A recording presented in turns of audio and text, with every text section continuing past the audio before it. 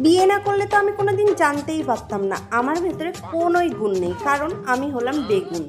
সত্যি কথা বলতে এটাই, সারা দিন ধরে এই সংসারের জন্য এত কাজ করার পরেও যখন দিন শেষে এটা শুনতে হয় যে আমার ভিতরে কোনো গুণ নেই, কারণ আমি হলাম একটা বেগুন। কি বলবো, আর কিছু বলার নেই। আর আজকে আমি রান্না করছি সয়াবিনের তরকারি। আর আমার না সয়াবিন খেতে ভীষণই ভালো লাগে, আর আমি এটাকে সয়াবিন বলি না, আমি বলি মানে হাড্ডি ছাড়া মাংস। আর এই বেগুনের কথা বলতে বলতে দেখো আজকে আমার ইচ্ছে করছে একটু বেগুন ভাজা খেতে। আর ঘরের মধ্যে ছিল একটা বেগুন, সে বেগুনটাকেই আমি ভেজে নিচ্ছি ভালো করে।